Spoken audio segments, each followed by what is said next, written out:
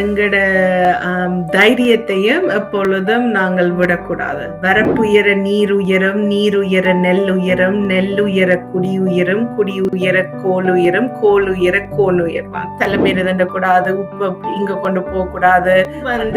இப்ப போருக்கு போய்க்க ஒவ்வொரு நிறத்துக்கும் ஒவ்வொரு மீனிங் இருக்கு. நீங்க போருக்கு போய்க்க ஒவ்வொரு பூக்கு ஒரு மீனிங் இருக்கும். இப்ப நான் சண்டை பிடிக்க விரும்பல, சமாதானமா போறோம்னா அதுக்கு ஒரு கலர் பூ. எங்க வீட்டுக்கு முன்னால வரைக்கும் அதுல திருக்குறள் எழுதி இருக்கும். திருவள்ளுவர், பண்டாரவன்யன், பாரதியார் என்ற படங்கள் போட்டு இருக்கும். இப்ப தாலி இருக்கா இல்லையான்றதே பெரிய டிபேட். ஆனால் மாலை மாத்துதல் தான் திருமணம். We listen, we learn, we connect, where every story matters. Welcome to Beyond Borders with Meera Shankar.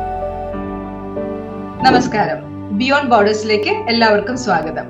ഇന്നും നമ്മോടൊപ്പം ഉള്ളത് തമിഴ് ഗസ്റ്റ് ആണ്. സോ ഇന്ന് നമ്മൾ സംസാരിക്കാൻ പോകുന്നത് തമിഴിലാണ്. അതും ശ്രീലങ്കൻ നല്ല ഉഗ്രൻ തമിഴിലാണ് സംസാരിക്കാൻ പോകുന്നത്. இன்னைக்கு நம்மளுடைய விருந்தினர் சுபாங்கி கலாநாதன். அவர் வக்கீல் மட்டுமல்ல, நம்மளுடைய சங்க கால தமிழ் பாரம்பரியங்களை வீண்டெடுக்கிற ஒரு ரிசர்ச்சர். 5 வழியாக நேச்சரை எப்படி வணங்குவது, நாம மறந்து கொண்டிருக்கிற அந்த தமிழ் விதிமுறைகளை நம்மளுடைய புதிய தமிழ் தலைமுறைக்கு சொல்லி கொடுக்கிறது சுபாங்கியோட ஒரு சூப்பர் பவர் ஆகும்.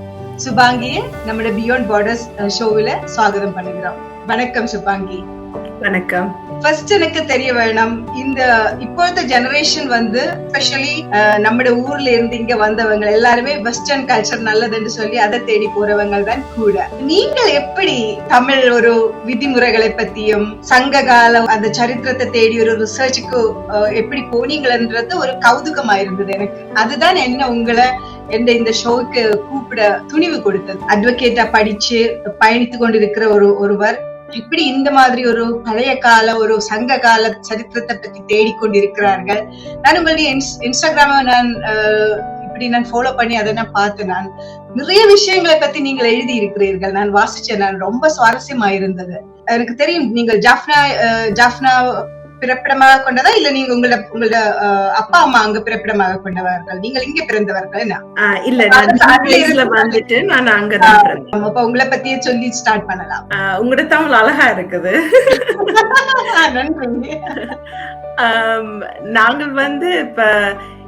நாங்கள் இப்ப நீங்க கேட்டு நீங்கள் எல்லாம் எப்படி நிறைய பேர் இங்க வெஸ்டர்ன் கல்ச்சருக்கு போயினோம், நீங்களே இப்படி தமிழை தேடி போறீங்கன்னு. அது நான் நினைக்கிறேன் இப்ப நாங்க எல்லாரும் தமிழராக நாங்க இணைந்தாலும் இப்ப ஒவ்வொரு பகுதியில வார தமிழர்களுக்கு ஒவ்வொரு வரலாறு இருக்கும் இல்லையா? அப்ப எங்கட அம்மா அப்பா நாங்கள் இப்ப யாழ்ப்பாணத்துல இருந்து நாங்கள் விருப்பப்பட்டு வரையில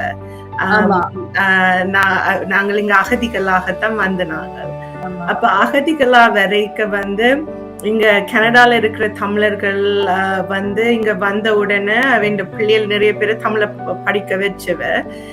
என் அம்மா முக்கியமா என்ன நினைச்சவான்னா அங்க போர் முடியும், நாங்க திரும்ப போவோம். எல்லாரும் அப்படித்தான் நினைச்சு வந்தவங்க. அப்ப அதால இங்க வந்த உடனே தமிழ் வகுப்புக்கு தான் என்ன விட்டவா. அதுவும் 2 வகுப்புக்கு விட்டவா. இங்க யூஸ்வலி டியூஷனுக்கு இங்கிலீஷ் மேத் விடுறவே இந்த அம்மா தமிழ்ல தான் விட்டவா. இந்த தமிழ் தெரிஞ்சாதான் திரும்ப போய் அங்க படிக்கலாம்ண்டு. அப்ப தமிழ்ன்றது சின்ன வயசுல இருந்தே இப்ப வீட்டுல கதைச்சு மற்றது தமிழ் வகுப்புல போய் மற்ற தமிழ் வகுப்பு மாத்திரம் இல்ல, நாடகம் நடனம் எல்லாம் படிக்க எனக்கு ஒரு தமிழ் ஆசிரியர் இருந்தவா. அவ நிறைய இலக்கியத்தை பற்றி எனக்கு சொல்லுவா, கவிதை எழுதுவா. கோதை அமுதன் என்ற அவக்கு பேர், கூடுதலா நிறைய பேருக்கு அவ தெரியும். அவாவோடையே நான் பயணித்தேன். நான் எங்க போனாலும் என்னையும் கூட்டிக் கொண்டு போய் நீ வடிவா கதைக்கிற, நீ வா என்று சொல்லி இலக்கியங்கள் அதுல இருந்தா அந்த இலக்கிய தாக்கம் எனக்கு வந்தது.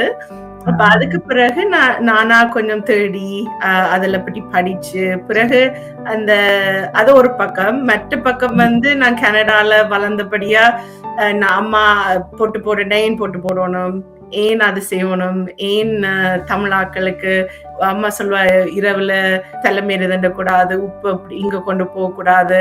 அப்ப அதெல்லாம் என்ன, எங்கட முறைகள் என்ன, நாங்களேன் தமிழ் என்று சொல்றோம், ஆனா கோயில்கள்ல ஏன் சமஸ்கிருதத்துல மந்திரம் சொல்லுறோம் என்ற ஒரு தேடல், எங்களை பற்றிய ஒரு தேடல். அந்த தேடல் எப்ப எனக்கு கூடுதலாக வந்ததுன்னு, நான் திருமணமாகி எனக்கு ஒரு பிள்ளை பிறந்தா பிறகுதான் அவருக்கு நான் தமிழ் சொல்லி கொடுக்கணும், அவருக்கு தான் யாரென்று அறியணும் என்ற ஒரு தேடல்.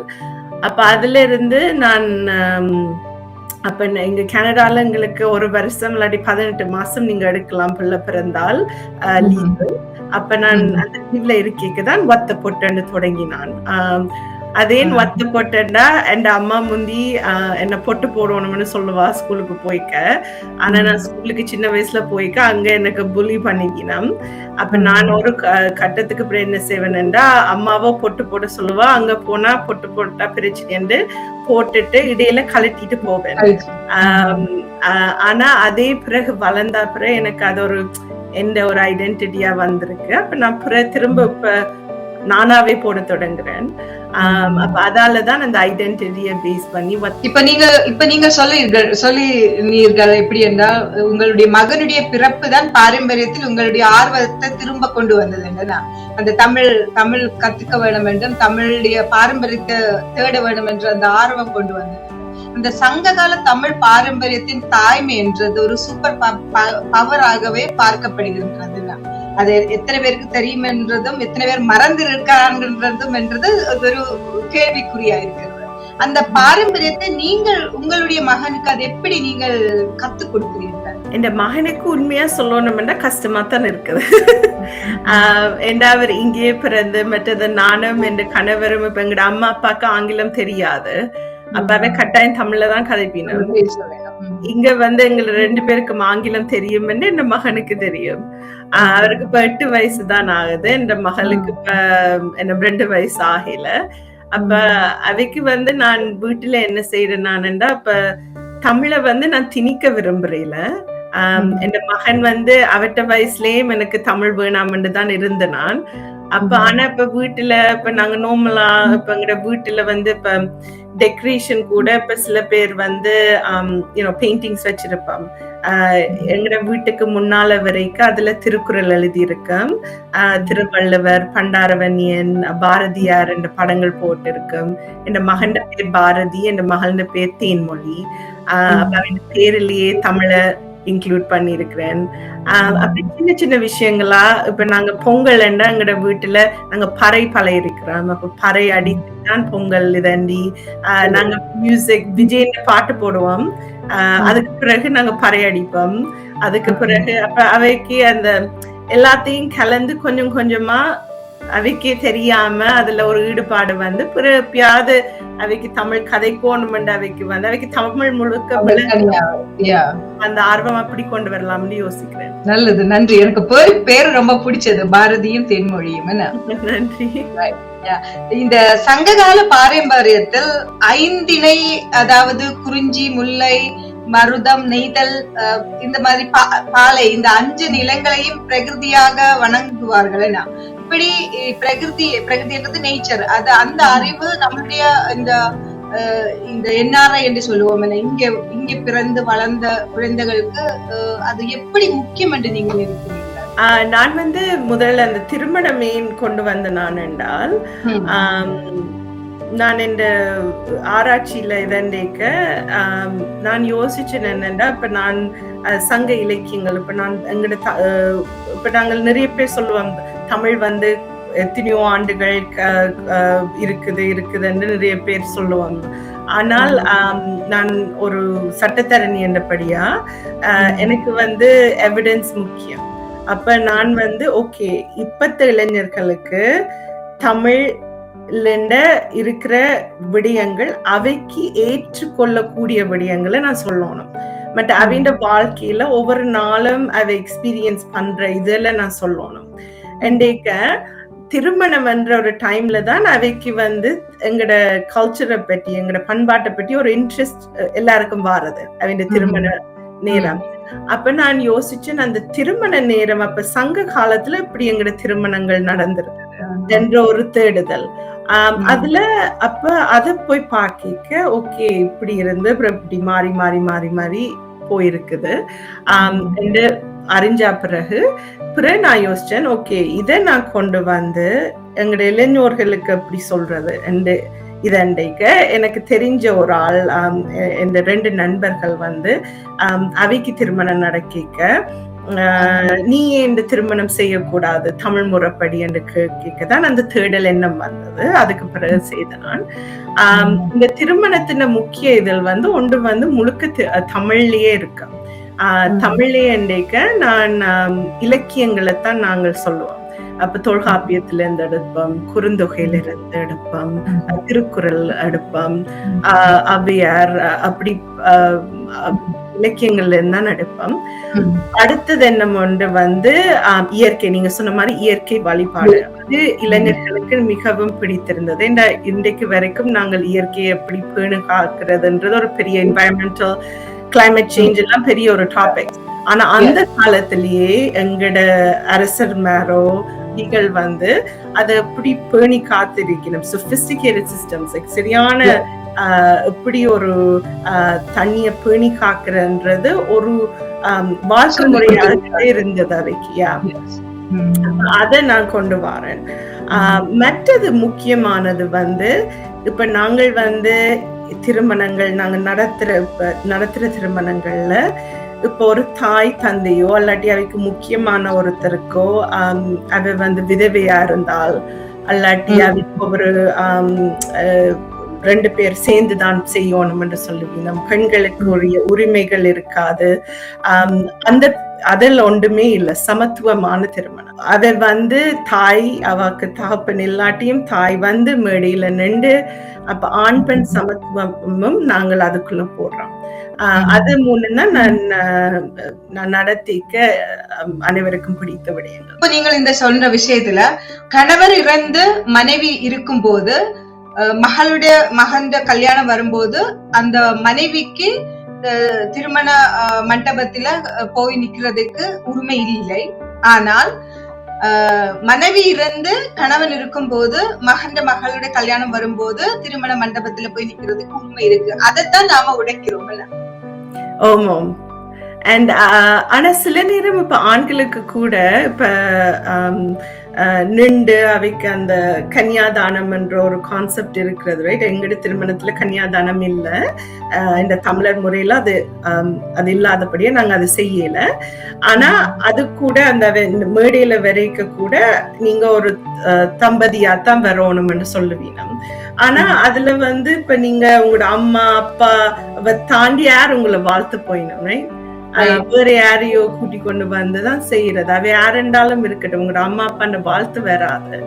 நம்ம தமிழ் முறையில இலக்கியங்கள் வழியாகவும் நமக்கு கைமாறப்பட்ட நம்மட நூல்கள் மூலமாகவும் நமக்கு தெரியும் தமிழ் முறையில கன்னியாதானம் இல்லைன்றது. ஆனா இந்த கன்னியாதானம் மாதிரி ஒரு சடங்கு செய்யறார்கள். அப்ப அது முறை இல்லை என்றுதான் சொல்ல வேணும். என்ன நம்ம ரிசர்ச் மூலமா அது முறை இல்லை என்று, கன்னியாதானம் என்ற நம்ம பெண் பிள்ளையை யாருக்கோ கொடுக்கிறோம் என்ற மாதிரி என்ன சொல்றது, ஒரு திங் இல்லையே, ஒரு சாதனம் இல்லையே. அப்படி கன்னியாதானம் செய்யறதுக்கு அப்படி முடியாது. நீங்கள் என்ன சொல்றீங்களா அதை பத்தி? அது வந்து இப்ப கன்னியாதானம் என்று சொல்லிக்க இப்ப நான் ரீசர்ச் பண்ணினது நீங்க சொன்ன மாதிரி தான். அது வந்து பெண்களை தானமாக கொடுக்கும் பொழுது அது தமிழர் முறையில இல்லை. ஆனா அந்த கன்னியாதானத்தையும் இப்ப அந்த முறைப்படி செய்பவர்கள் அவர்களுக்கு பல விதமான வேற வேற அர்த்தங்களும் இந்த காலத்துல குடிக்கணும். அது நான் பிழை தவறுன்னு நான் சொல்லல, அது அவேண்ட முறை. ஆனா திருமணமாக போகிறவர்கள் நான் என்ன சொல்றேன் நான் என்றால், இப்ப எங்கட முறைப்படி நீங்க செய்ய தேவையில்லை. ஆனா நீங்க சாரி வடிவா பாக்குறீங்க, வீடியோ பாக்குறீங்க, எல்லாம் பாக்குறீங்க. ஆனா அன்றைக்கு உங்களோட திருமணத்தை வந்து செய்பவர்களும் என்ன நடக்குது, ஒவ்வொரு ஸ்டெப்பா நடக்குது, அதை எப்படி நீங்க விளங்குறீங்க, உங்களுக்கு செய்ய போறவர் எப்படி விளக்குறார் என்றது வடிவா அறிந்து அது உங்களுக்கு ஏற்கக்கூடியதாக இருந்தால் அதா போங்கள்ன்னு நான் சொல்றேன். நான் இப்ப சில பேர் என்னட்ட வாரவ வந்து கூடுதலா எங்கள்கிட்ட வாரவ தாய் தகப்பனுக்கு பயப்படுவீனம், என்ன தாய் தகப்பன் இப்படியான திருமணங்கள் பெருசா காண்றேல, அவைக்கென்ற மதம் சார்ந்த அவைக்கும் நம்பிக்கைகள் இருக்கும். அப்ப நான் அப்படித்தான் நான் எக்ஸ்பிளைன் பண்றது. நீங்க என்னோட வரணும் இல்ல, நீங்க நார்மலான முறைப்படியும் போய் செய்யலாம். ஆனா நீங்க போய் செய்யக்க அது ஏன் எதற்கு செய்யணும், அது உங்களுக்கு ஒத்து போகுதான்னு நீங்க பார்த்து கேள்வி கேட்கறதுல ஒரு தப்பும் இல்லை. அப்ப அதை நான் நடுவ சொல்றேன். அதை பார்த்துட்டு அது உங்களுக்கு ஓகேன்னா நீங்க அதுக்கு போங்க. இது நாங்க தமிழ் முறையின்படி இந்த கான்செப்ட் நான் செய்யற திருமணங்கள்ல இல்ல.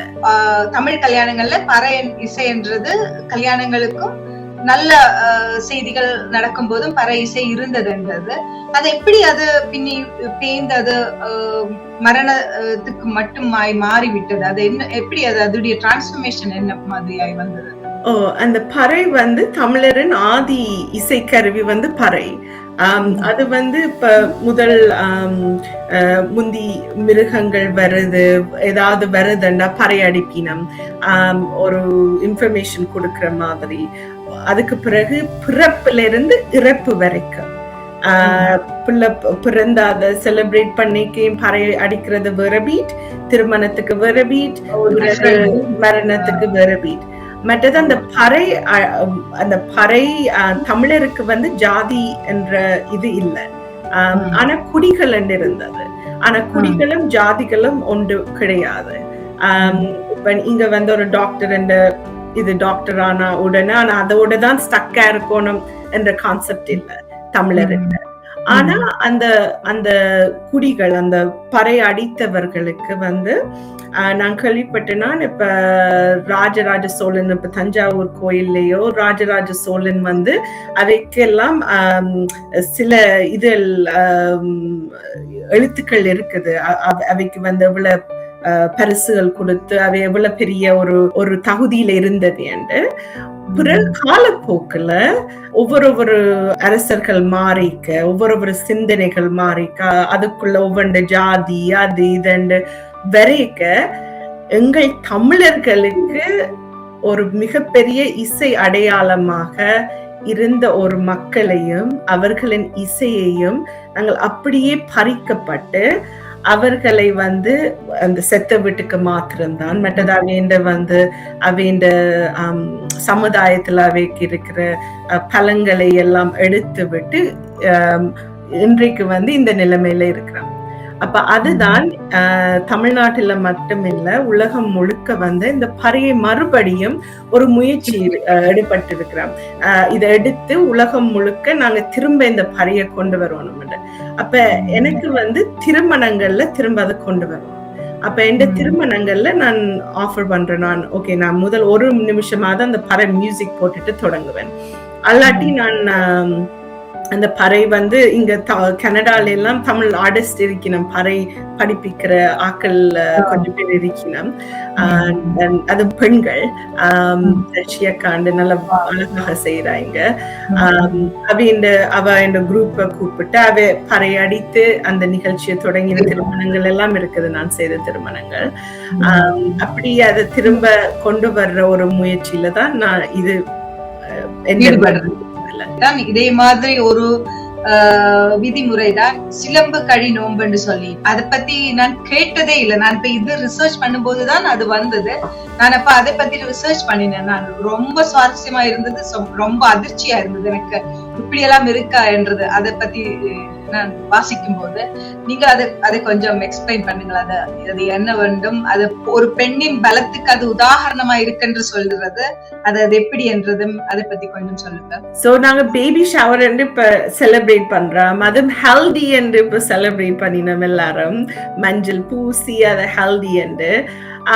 ஆனா எங்க தமிழருக்கே நீங்க சொன்ன மாதிரி சிலம்பு களி நோன்பு என்கின்ற ஒரு ஒரு முறை இருக்கு. அது வந்து திருமணத்துக்கு முதல் நாளோ அதுக்கு முதல் வந்து பெண்ணை சுத்தி அங்க இருக்கிற பெண்கள் எல்லாரும், அது வயசு போன பெண்கள் சுத்தி அவாக்கு வந்து மஞ்சள் நீராடி, ஏன்னா மஞ்சள்ன்றது வந்து ஒரு நல்ல கிருமிகளை இதண்டி அதை நாங்கள் மதம் சார்ந்ததா நினைக்க கூடாது.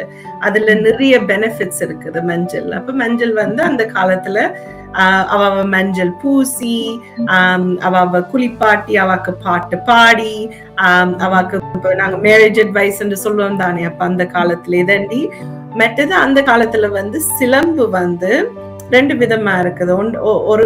ஒரு விதம் சொல்லி நம்ம வந்து இப்ப கல்யாணம் செய்ய முதல் பெண்ணுக்கு வந்து அவள் சின்ன பிள்ளையாக இருக்கும் பொழுது ஒரு சிலம்பு இருக்கும், பிறகு அது வேற சிலம்பு மாத்துறது என்று அவள் திருமணமானவர் என்ற ஒரு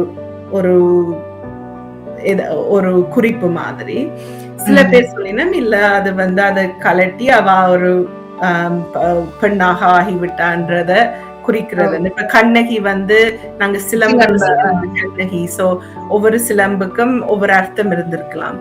அது அந்த விழா அதை நான் எப்படி செய்யறேன் என்றால் சிலதை எடுத்து சிலதை எடுக்கல. ஃபார் எக்ஸாம்பிள் வந்து இப்ப அதுல பாட்டுகள், அந்த சிலம்பு கலினோம்புல பாட்டு என்னன்னா, இப்ப நீங்க உங்களோட ஹஸ்பண்ட மகிழ்ச்சியா வச்சிருக்கணும், அவர் சொல்றது எல்லாம் கேட்கணும் அப்படின்னு. அதுல அப்ப நான் அதை பத்தி சொல்றேன், பாரதியார சொல்லுவேன். பாரதியார் வந்து ஆண் பெண் சமத்துவத்தை பத்தி சொல்லி இருக்கிறார். இந்த காலத்துல நாங்கள் நல்லதை எடுத்து அந்த மஞ்சளை போட்டு அவைக்கு பாட்டு பாடி அதெல்லாம் செய்யலாம். மேரேஜ் அட்வைஸ் சொல்லலாம். ஆனா ஆண் பெண் 2 பேருக்கும் சொல்லுவோம். அதுல ஒரு சின்ன இது மாதிரி வைப்பேன். அதுல சும்மா மஞ்சள் தண்ணி சும்மா தலையில இதண்டி பூ போட்டு 2 பக்கத்திலயும் ஒரு 5-6 பேரை கொண்டு வந்து அவை சும்மா வைக்கி மேரேஜ் அட்வைஸ் சொல்ற மாதிரி 2 பேருக்கும் சமத்துவமா அப்படி ஒரு விழாவை நாங்கள் ஒரு சின்னனா செய்யறோம். அப்ப இப்ப நீங்கள் சொன்னீங்க இந்த சிலம்பு பத்தி சொன்னீங்க. இதே மாதிரி தான் முந்தி மேரேஜுக்கு பிறகுதான் பெண்கள் பூ வைக்கிறதுன்றது இருந்தது. அது உண்மையா? அது அப்படி சில இப்ப நான் சொன்ன குறிஞ்சி, முல்லை, நெய்தல் நீங்க சொல்றீங்களா 5 திணையில, அப்ப அதுல சில திணையில முல்லை திணையில எல்லாம் அப்படி இருந்ததுன்னு இருக்குது. இப்ப திருமணமான அந்த ஒரு கவிதை ஒரு வரிகள் இருக்குது சங்க இலக்கியத்துல. அவ ஒரு காதலன்னா ஒருத்தருக்கும் தெரியாம சந்திப்பா. அப்ப ஆனா அவர் வந்து பூவை கொடுப்பாரு. அப்ப அவ மெதுவா பூவை போட ஆக்கள் பார்த்துட்டீங்க. நம்ம ஆக்கள் பார்த்தோன்னே எல்லாரும் விஸ்பர் பண்ண தொடங்கின, இவாக்கு ஏதோ இருக்குதுண்டு என்றால் திருமணமான பெண்கள் தான் அதை போடுறதுண்டு. அப்ப மற்றது பூன்றது வந்து தமிழ் இலக்கியத்துல சரியான அழகா இருக்கும். இப்ப பூ வந்து இப்ப போருக்கு போய்க்க ஒவ்வொரு நிறத்துக்கும் ஒவ்வொரு மீனிங் இருக்கும். நீங்க வந்து போருக்கு போய்க்க ஒவ்வொரு பூக்கு ஒரு மீனிங் இருக்கும். இப்ப நான் சண்டை பிடிக்க விரும்பல, சமாதானமா போறோம்னா அதுக்கு ஒரு கலர் பூ, ஒரு விதமான பூ. போருக்கு தான் போறேன்னுண்டா இன்னும் ஒரு பூ. மற்றது திருமணம் வந்து தமிழ் திருமணம்ன்றது முந்தி தொல்காப்பியத்துல சொல்லி இருக்குது. முந்தி திருமணம் என்ற ஒரு இதே இல்ல, அது பிறகு காலத்தின் தேவைக்காக வந்தது. அப்ப அதுல முக்கியமான அங்கம் அன்றைக்கு இருந்து இன்றைக்கு வரைக்கும் ஒரே ஒரு கன்சிஸ்டன்சி என்னன்னா, இப்ப தாலி இருக்கா இல்லையான்றதே பெரிய டிபேட். ஆனால் மாலை மாத்துதல் தான் திருமணம். பூக்களுக்கு பெரிய ஒரு இது அங்கீகாரம் இருக்கு. அப்ப நம்முடைய பல இந்த ரிச்சுவல்ஸ் இருக்கு, பாரம்பரியம் இருக்கு. இந்த காலப்போக்கில பலதும் மாறி போயிட்டது அல்லது மறந்து விட்டது. இப்ப இது ஒரு இந்த உண்மையா தெரியாமல் செய்யறார்களா இல்ல ஒரு இக்னரன்ஸ் வழி அதை அப்படியே விடுறாங்களா? அது என்னவா இருக்கும்? அதோட ரீசன் என்னவா இருக்கும்? என்ன பொறுத்த வரைக்கும் இப்ப தமிழரும் வந்து நாங்க பெருமைப்படணும் நினைக்கிறேன். ஏண்டா இப்ப நாங்க வந்து எங்களோட மொழி வந்து இப்ப கீழடி என்ற ஒரு ஆராய்ச்சி ஆர்கியலாஜிக்கல் சைட்ல நாங்க சொல்லலாம் 3500 வருடத்துக்கு முன்னால தமிழ் வந்து எழுத்து வடிவத்துல இருந்திருக்கு. என்னைக்க அது வந்து கீழடி வந்து உங்களோட வியூவர்ஸ் தெரியாதவைக்கு வந்து மதுரைக்கு பக்கத்துல இருக்குது.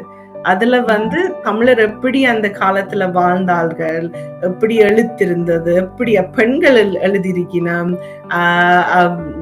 நல்ல சொபிஸ்டிகேட்டட் லைஃப் ஸ்டைல் 3500 வருஷத்துக்கு முதல் வாழ்ந்திருக்கணும். என்னைக்கு அப்ப தமிழ் அதை தாண்டி எவ்வளவு காலம் இருந்திருக்கு. பட் இப்ப தமிழ் வந்து நாங்கள் இப்ப எவ்வளவு வேரியேஷன் இருக்குது, எவ்வளவு வித்தியாசங்கள் இப்ப இருக்குது. ஆனால் இப்ப எங்களுக்கு நிகரான அந்த காலத்திலே மொழிகள் இருந்திருக்கும். ஆனா அதெல்லாம் அழிந்துட்டது, அல்லாட்டி இப்ப அது பேச்சுல இல்ல.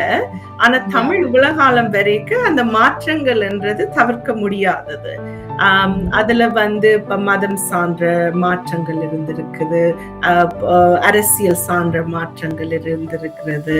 அப்ப அவ்வளவு மாற்றங்களும் வரைக்க எங்கட முறைகளும் மாறும். அப்ப அந்த காலத்துல வந்து அரசர்கள் என்ன நம்பிச்சினமோ, அது என்னத்தை கடைபிடிச்சினமோ அதுதான் தமிழருக்கு, அதுதான் அதுல இருக்கிற குடிமக்களுக்கும் போய் சேர்ந்திருக்கும். அப்ப ஒரு வேற ஆட்சி வரைக்க அல்லாட்டி ஒரு அரசர் வந்து ஒரு நம்பிக்கையை எடுக்க அந்த நம்பிக்கையை ஸ்ப்ரெட் பண்ணுவார். அப்ப அது காலப்போக்குல நாங்க மறந்து போவோம் இல்லையா? ஆனா தமிழ்நாட்டில் எப்படியும் ஓரளவு எடுத்து கொண்டு போய்கொண்டே இருக்கிறோம் இல்லையா? அப்ப நீங்க இப்ப இது சொன்ன போது எனக்கு ஒரு விஷயம் அதுல ஆட் பண்ண வேணும்.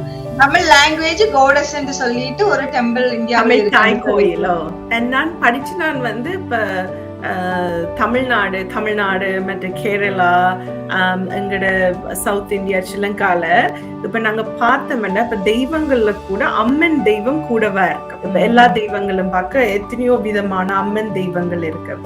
அப்ப அது சொல்லி நம்ம என்னன்னா லைக் எங்களுக்கு அந்த எப்படி அத இந்த ரீசர்ச்சின் படி அது என்ன நான் அதை ஓமன்னு சொல்ல மாட்டேன்.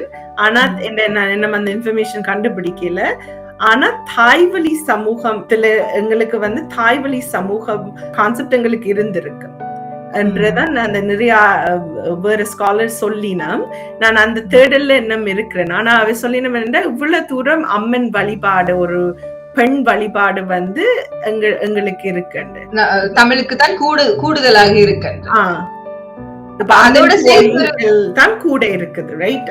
இப்ப நாங்கள் காலப்போக்குல சிவனையும் விஷ்ணுவையும் வழிபட்ட முறைகள்ல வந்தாலும் நீங்க கோயில் என்று போய்க்க சின்ன சின்ன கோயில்கள் என்று போக்க அம்மன் கோயில்கள் தான். இப்போ கடவுள் என்று வரையக்க அல்லங்க தமிழ் கடவுள்கள் என்று வரையக்க ஏன் 2 வைஃப்கள்? சோ அத பத்தி நான் எழுதி இருக்கிறேன், அதை பார்த்து நீங்க நினைக்கிறேன் மேபி. அது வந்து நான் சின்ன வயசுல அம்மா நடு கேட்கிறேன், நான் ஏன் அது 2 வைஃப், எல்லாருக்கும் 2 வைஃப். அது வந்து தமிழர் இப்ப முருகன் வந்து அது ஒரு நல்ல எக்ஸாம்பிள். அந்த ஐந்திணையில இப்ப குறிஞ்சி நிலத்தின் தலைவன் என்று நாங்க சொல்றோம். அந்த முருகன் கான்செப்டே இப்ப இருக்கிற முருகன் இல்ல. அவர் ஒரு போர்ஸ், அவருக்கு ஒரு உருவம் இல்லாம, பிறகு அவர் ஒரு வேடராக, பிறகு அவருக்கு வேல் கொடுத்து, அதுக்கு பிறகு அவர் ஒரு தலைவராக வந்துதான் அவருக்கு ஒரு காதல். இப்ப நாங்க ரோமியோ ஜூலியட் அந்த கதையில எல்லாம் சொல்றோம், ஷாஜஹான் கதை சொல்றோம். ஆனா தமிழர் என்ற ரொமான்டிக் ஸ்டோரி என்றா முருகன் அண்ட் வள்ளி, அதான் எங்களோட ரொமான்டிக் ஸ்டோரி. அவருக்கு ஒரே ஒரு வைஃப், அவரோட பேர் வள்ளி. ஆனால் நாங்க இந்த கான்செப்ட் சயின்ஸ்கிரிட்டைசேஷன் என்று சொல்றது. அது என்னன்னா இப்போ ஓவர் டைம், இப்ப காலப்போக்குல வந்து இப்ப இந்த சமஸ்கிருத திணிப்புகள் அதில் வரைக்க அந்த காலத்துல என்ன நடந்ததுன்னா இப்ப முருகனுக்கும் வள்ளிக்கும் இருக்க ஓகே, முருகனும் அந்த சமஸ்கிருத கடவுள், வேத கடவுள் ஒரு ஆளையும் சேர்த்துட்டு அந்த வள்ளி இருக்கிற மாதிரி வேத கடவுள் ஒரு ஆளை வந்து அதான் அவட்ட மூத்த வைஃப் என்று சொல்லி, அதை நான் சொல்லிக்கு என்னடா இதுன்னு இருக்கும் அப்படிதான் எனக்கு இருந்தது. ஆனா இந்த சயின்ஸ்கிரிட்டைசேஷன் என்ற ஒரு கான்செப்ட்ல நாங்க படிச்சோம்டா அந்த கான்செப்ட்ல இப்படி வருது, வரலாறு இப்படி இருக்குது. அகேன் இது வந்து சரியான ஒரு கான்ட்ரவர்ஷியலான இது நம்பிக்கை சார்ந்தது. ஆனா நான் வந்து இப்ப ஒரு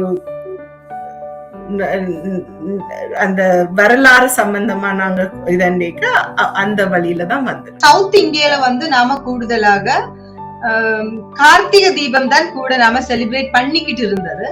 நேர்ந்துதான் என்ன நாம முன்காலங்கள்ல தீபாவளி செலிப்ரேஷன் நமக்கு இருந்தது இல்ல, நமக்கு கார்த்திகை தீபம் தான். பின்ன ஒரு பிற்பாடு அது தீபாவளி ஓவர்டேக் பண்ணிட்டது. கார்த்திகை தீபத்துக்குரிய அந்த ஒரு இது குறைவு வந்த மாதிரி இருந்தது. இப்ப மீண்டும் கார்த்திகை தீபம் கொஞ்சம் எல்லா பேரும் நல்ல வடிவாகவே செலிப்ரேட் பண்ண ஸ்டார்ட் பண்ணிருக்கிறாங்க. அது என்ன மாதிரி நீங்க பாக்குறீங்க? இப்ப நாங்கள் வந்து இப்ப அகைன் சேம் கான்செப்ட் காலப்போக்குல வந்து இப்ப ஹெல்தி மாதிரி தான். ஹெல்தி இப்பதான் தொடங்கி இருக்குது. ஆனா யோசிச்சு பாருங்க, என்ன 20 வருஷத்துல ஹெல்தி வந்து தமிழர் இதுன்னு நாங்க நினைப்போம். ஏன்னா அது எங்கட கண்ணுக்கு முன்னால என்ன தெரியுதோ அதுதான்னு. அப்ப தீபாவளி வந்து இப்ப உலகம் முழுக்க இப்ப வெள்ள தமிழர் இல்லாதவை எல்லாரையும் கேட்டா உடனே என்ன பார்த்தா உடனே சொல்லுவேன் ஹாப்பி தீபாவளி என்றுதான் சொல்லுவீங்க. ஏன்னா அதை ஆட்டோமேட்டிக்லி அசூம் பண்ணுவீங்க நான் வந்து தீபாவளி செலிப்ரேட் பண்றேன் நான். ஆனா வந்து எங்களுடைய நிறைய தமிழ் பண்டிகைகளை வந்து நாங்கள் அகேன் இழந்திருக்கிறோம். இல்லாட்டி அந்த கருத்துகள் மாறப்பட்டிருக்குது.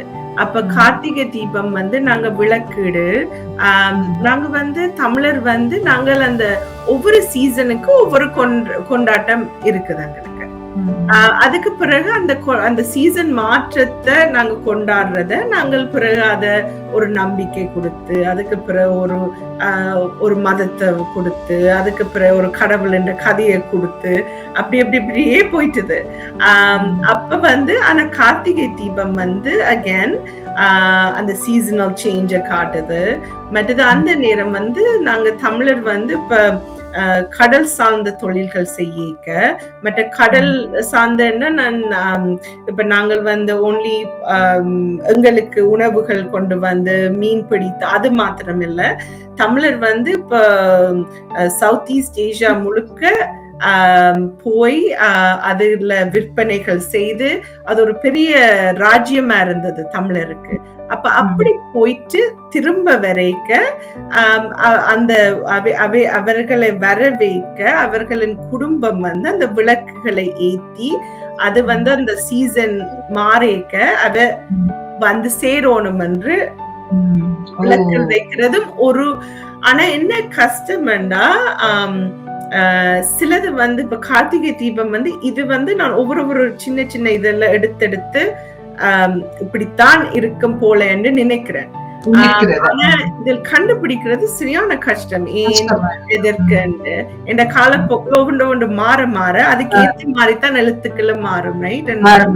இலக்கியங்களையும் இப்ப இல்ல எங்கள்கிட்ட. இப்போ நம்ம வீடுகள்ல இப்போ வந்து எல்லாரும் சொல்கிறார்கள் இறந்து போனவர்களோட படங்கள் வைக்க கூடாது, அது வைக்க தேவையில்லைன்னு சொல்றாரு. இந்த புகைப்படங்கள் சாமி படத்துக்கு பக்கத்துல வச்சு கும்பிடுறது உடைய அந்த ஒரு கல்ச்சரை என்ன மாதிரி நீங்கள் இப்ப நீங்க சொன்ன மாதிரி பொதுவாக இறைவன் என்ற படமும் மனிதர் என்ற படமும் சாமி அறையில வைக்க கூடாதுன்னு சொல்றவன். ஆனா தமிழர் வந்து அதை கண்டினியூஸா வைக்கிறோம். வைத்துக்கொண்டு சாமிக்கு படைக்கிறதான் நாங்களும் படைக்கிறோம், எல்லாம் செய்யறோம். படையல்ன்றது இப்ப சமைச்சு அதுக்கு வைக்கிறது வந்து நாங்கள் அது ஒரு பெரிய இதா எங்கட அம்மா எல்லாம் ஒரு நல்ல காரியமோ ஒரு பண்டிகையோ என்னவோ அந்த சமைத்து அதை வைக்கிறது வந்து அது ஒரு பெரிய ஒரு ப்ராசஸா செய்வீனம். அப்ப அதை ஏனென்று நாம் பார்த்தால் ஏன் தமிழர் மாத்திரம் இதை கண்டினியூ பண்றோம் என்று பார்த்தால் எங்கட முந்தின காலத்துல வந்து நடுகள் வழிபாடுன்னு ஒன்று இருந்தது. அது என்னென்றால் ஒரு கிராமத்துல வந்து ஒரு வீரர் வந்து அந்த கிராமத்தை காப்பாற்றுற தருணம் அவர் இறந்து போறார். அவர் இறந்து போனால் அவருக்கு வந்து அந்த கிராமத்தின் எல்லையில முன்னுக்கு வந்து அவருக்கு வந்து ஒரு நடுக்கலண்டு ஒரு கல்லுல அவர்கிட்ட சிற்பம் போட்டு அதுல சிலது வந்து எழுத்தா இருக்கும், சிலது வந்து சிற்பமா இருக்கும், அவர் எப்படி இறந்தாருன்னு. அப்ப அது முன்னுக்கு வைத்து அதுல எக்கச்சக்கமான இதழ் இருக்குது இலக்கியங்கள்ல. அந்த இத எப்படி மெயின்டைன் பண்ணணும், என்ன சாப்பாடு கொடுக்கணும், அதை எப்படி கழுவணும், எப்படி அதை பாதுகாப்போணும், அது அவர் அந்த இறந்த அந்த ஆத்மா இந்த எப்பவும் அவையோடயே இருக்கும், அதைய காப்பாற்றும் என்ற ஒரு நம்பிக்கை.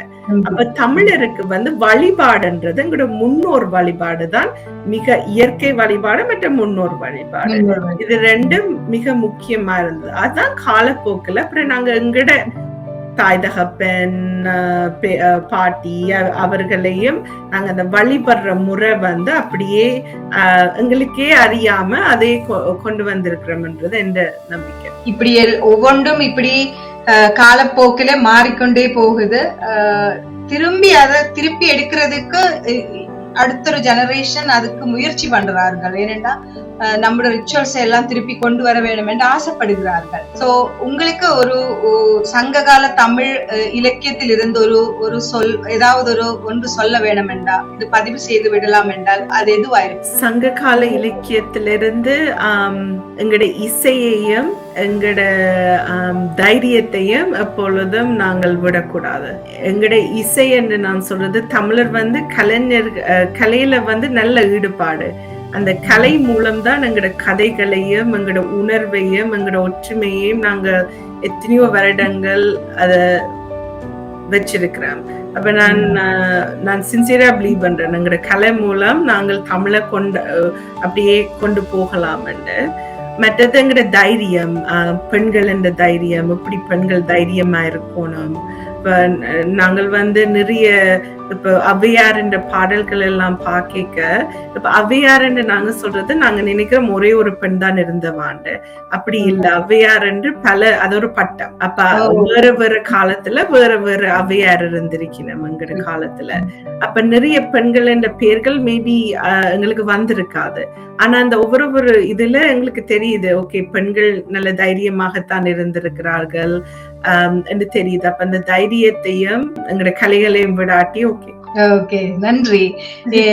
இவ்வளவு நேரம் நீங்கள் இதுக்கு தந்ததுக்கு நன்றி. எங்களுடைய ஒரு செக்மெண்ட் ஒன்று இருக்கு, அதுக்கு பேரு மலையாளத்துல சொல்வது ஹிருதய தாளம் என்று, ஹார்ட் பீட் என்று சொல்லுவோம். அந்த செக்மெண்ட் சின்ன சின்ன கேள்விகள் மாதிரி இருக்கும், அதுக்கு நீங்க மறுபடி சொல்லலாம். ரொம்ப சுவாரஸ்யம் என்று நாங்கள் நினைக்கிறோம். நீங்கள் நினைச்சால் உங்களுக்கும் நீங்கள் சொல்லலாம். ஒரு சங்க கால பாடல் உங்களுக்கு ரொம்ப பிடிச்சது ஏதாவது இருக்கா உங்களுக்கு? ஔவையார் என்ற பாடல் நல்ல விருப்பம். வரப்புயர நீர் உயரம், நீர் உயர நெல் உயரம், நெல் உயர குடி உயரம், குடி உயர கோல் உயரம், கோல் உயர கோன் உயர்வார். அது தண்ணியை அப்படி நாங்கள் பேணி காக்குறதுன்றதுக்கு ஒரு சங்க இலக்கிய பாடல். அது அடுத்தது ஒரு கேள்வி தமிழ் பாரம்பரியத்தில் பொட்டுன்றது உங்களுக்கு என்ன? பொட்டுன்றது இப்ப அந்த குங்குமம், அந்த ஒரு அடையாளம், அது இப்ப தமிழரின் எல்லா சடங்குகளையும் பார்த்தோம்னா அது எங்கட ஒவ்வொரு கால எங்கட மனிதரின் கால இதுதான். அப்ப ஒரு பெண்ணின் அவள் வளர்ந்து வருகின்ற அந்த பாதை. அப்ப எனக்கு அந்த பொட்டு நான் வளர்ந்து வருகின்ற ஒரு பாதையாகத்தான் நான் பாக்குறேன். இப்போ ஐந்திணையில உங்களுக்கு ரொம்ப பிடிச்ச நிலம் எது? So interesting. குறிஞ்சி. Why? எனக்கு அந்த மலை சார்ந்த அந்த ஒரு கான்செப்ட் நல்லா பிடிச்சது.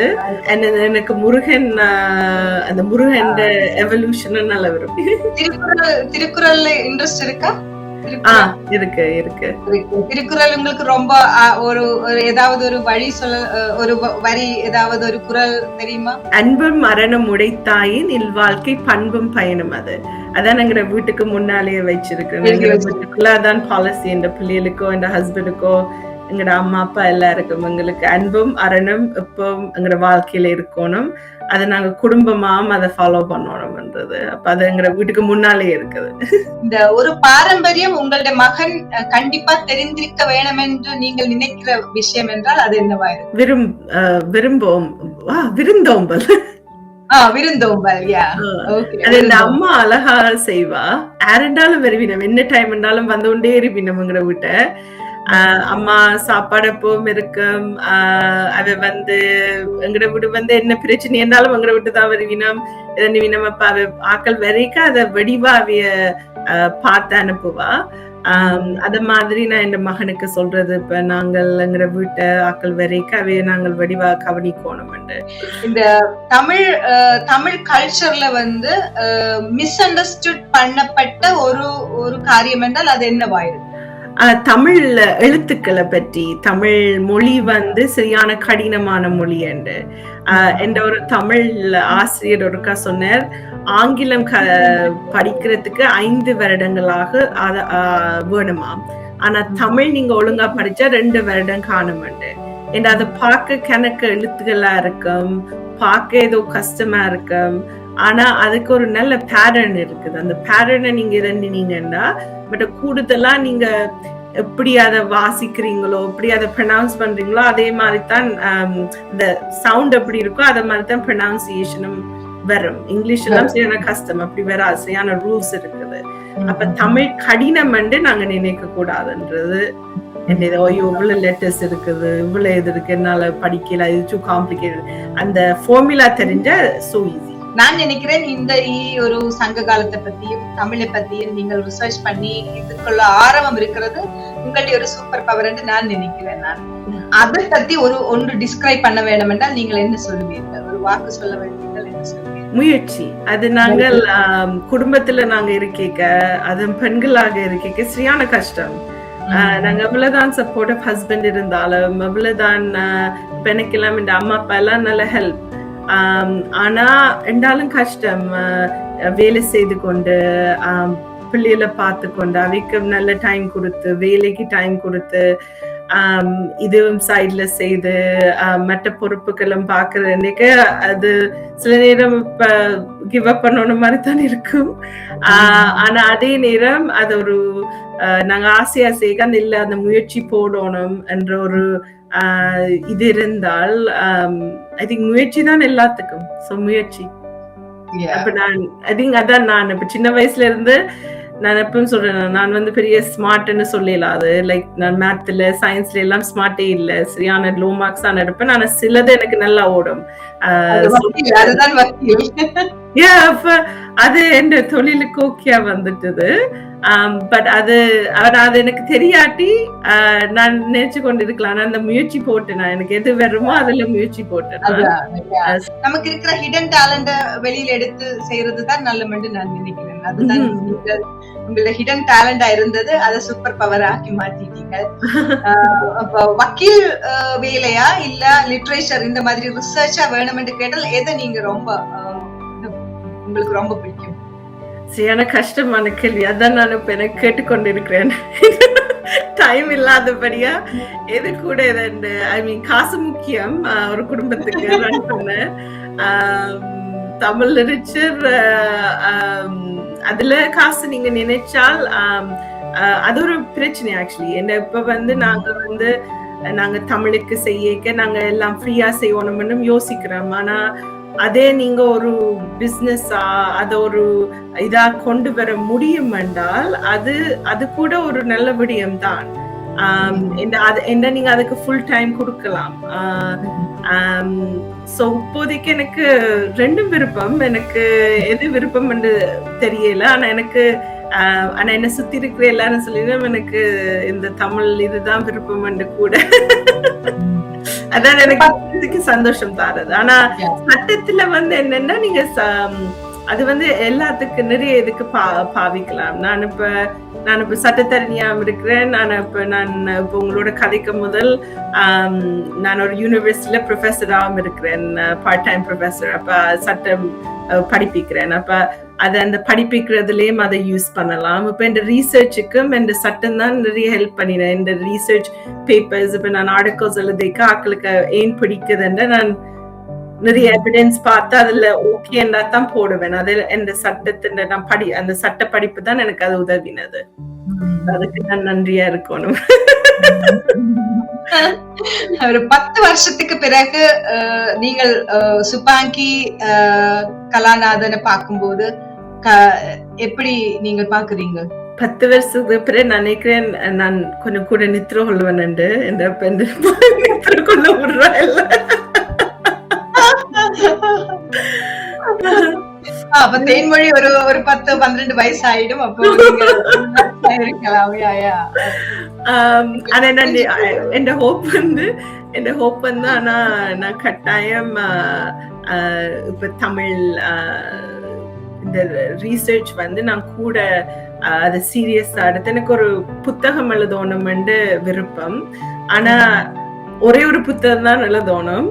ஆனா அந்த புத்தகம் வந்து இப்ப எந்த கேள்விகள் எல்லாம் என்ன சுத்தி இருக்கிற, ஏன் நாங்கள் இது செய்யறோம், எதுக்கு செய்யறோம், அதை பற்றி நான் ஒரே ஒரு புத்தகம் எழுதணும். அந்த புத்தகம் வந்து எல்லாருக்கும் எல்லா அந்த கேட்கிற தேடலுக்கு ஒரே ஒரு புத்தகத்துல இங்கிலீஷ்ல இருக்கணும். இங்கிலீஷ்ல இல்ல ஒரு புத்தகம் எந்த கருத்தின்படி இங்கிலீஷ்ல எல்லாருக்கும் போய் சேர்ற மாதிரி ஆனா சிம்பிளா ஒரு புத்தகம் இல்லை. தமிழர் என்ற வரலாறை பற்றி, ஏன் எதுக்கு, சடங்குகளை பற்றி முக்கியமா இல்ல. அப்ப அப்படியான ஒரு புத்தகம் நான் எழுதணும் என்று நினைக்கிறேன். 10 வருஷத்துல நான் அதை பினிஷ் பண்ணுவேனோ தெரியாது. ஆனா அந்த தொடக்கம் அந்த டைம் அதை தொடங்குவேன் என்று நினைக்கிறேன். அப்ப அந்த இப்ப நான் உங்களுக்கு ஒரு உறுதி தரேன். நான் அந்த புக் நீங்க ரைட்டிங் ஸ்டார்ட் பண்ணி அதோடைய ஒரு பிரிண்டிங் டைம் வரும்போது அதுக்கு தேவையான எங்கேயாவது ஒரு இதுக்கு இந்த 0471 என்டர்டைன்மெண்ட் LLC என்ற கம்பெனியோடையும் BB with மீரா சங்கர் என்ற நாங்களும் உங்களுக்கு ஒரு சப்போர்ட்டா இருக்கும் என்று நான் இப்போ மிக்க நன்றி. சொல்லியிருக்கிறேன்.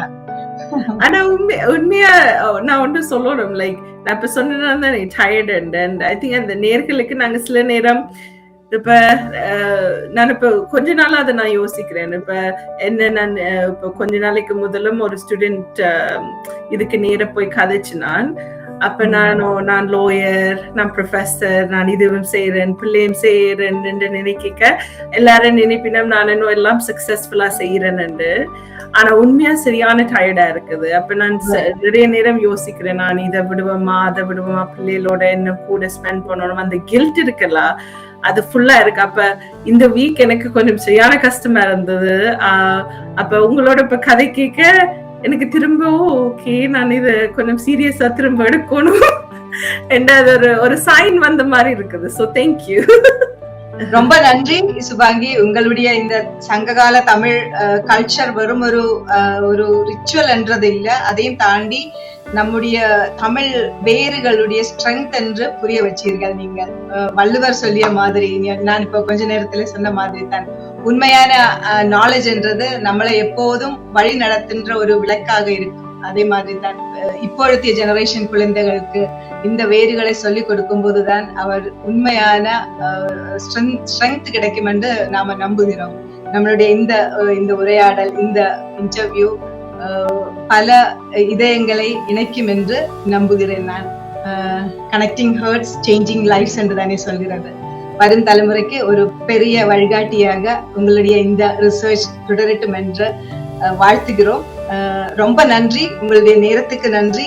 நீங்கள் வந்ததுக்கு நன்றி. எங்களுடைய ரிக்வெஸ்ட நீங்கள் அக்செப்ட் பண்ணினதுக்கு நன்றி. பியாண்ட் பார்டர்ஸ் உடைய வந்து சேர்ந்ததுக்கும் ரொம்ப நன்றி. உங்களுக்கு உங்களுடைய ரிசர்ச் நீங்க கண்டினியூ பண்ணுங்கள். உங்களுடைய புக்கு நீங்கள் எழுதுங்கள். எங்களுடைய எல்லா ஹெல்ப்பும் எல்லா என்ன சொல்றது சப்போர்ட்டும் நாங்கள் இப்போ உங்களுக்கு தருகிறோம். വീണ്ടും ഇനിയും ഒരു ഗസ്റ്റുമായിട്ട് നമുക്ക് വീണ്ടും കണ്ടുമുട്ടാം. അതുവരയ്ക്കും നന്ദി, നമസ്കാരം, വണക്കം. வணக்கம்.